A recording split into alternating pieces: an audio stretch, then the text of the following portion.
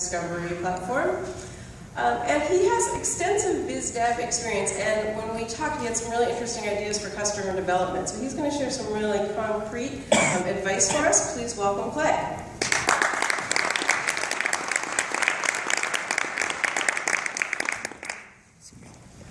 Selling is hard. It's really hard, but it's super important. One big enterprise sale can make or break your startup, and 5 can be a home run. I want to show you 12 ways to discover and connect with key customers.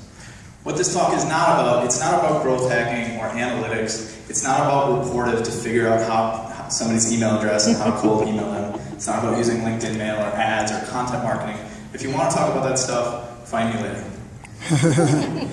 So here we go, number 1, the Barnes & Noble hack. So Lean Startup teaches us to get out of the building. I'm saying get out of the building and into the bookstore while they still exist. You can use your local library or you can use your local independent bookstore, but don't use Borders because they're gone. So Amazon.com, type in a word that is relevant to your startup. So my startup is all about innovation and collaboration in big companies, so I type in collaboration. There's even a book called Collaboration. Then use Amazon's good algorithms to find other relevant books. Then go to the bookstore. You have to go to the physical bookstore. You can't do all of it on Kindle. You have to find the actual physical books in the bookstore. Find relevant books. Find books by the same author. Take them all over to a table. Then flip them over, and on the back, there are testimonials. These testimonials are called blurbs. Sometimes they're by other authors, like Hebert. Sometimes they're by academics. But often they're by exactly the people that you want to reach. Now you have the name, the title, and the fact that they're interested in a book that is all about your startup. Twitter search, probably the most underrated tool on the internet. This is every word every person on Twitter is speaking in public, and it's searchable. So, just like Amazon, type in the word and find the people. Number 3, Twitter profiles.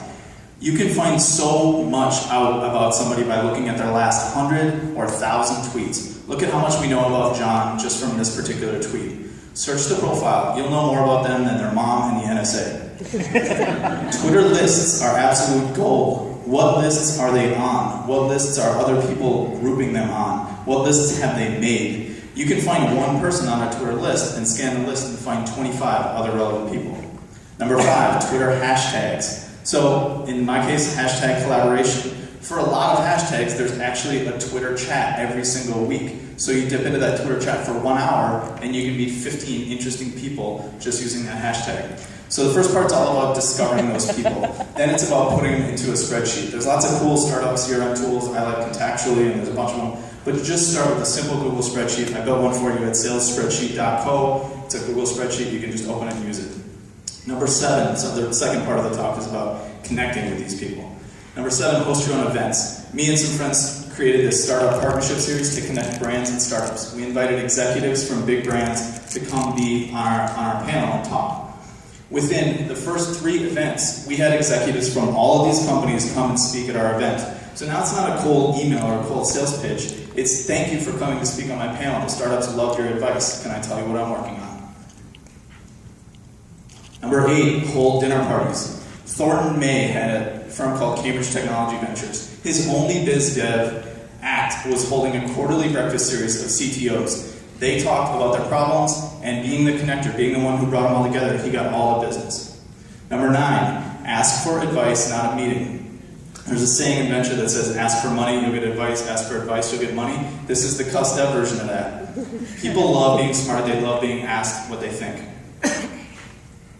Number 10, buy them a book they will love. You just got out of the bookstore. Sending a random stranger a gift is super creepy. Sending them a book that they would love to their office address is awesome. Include a little handwritten note with your email, but no sales pitch.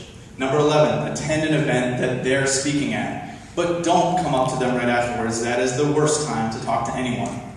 Take a great picture of them or curate the tweets from their talk on Storify, add value, connect with them later on. And number 12, comment on their blog. Everyone hates cold email spam. Everyone loves blog comments. Fred Wilson blogs every single day. If you want to sell him on investing in your startup, why aren't you commenting on the ABC community?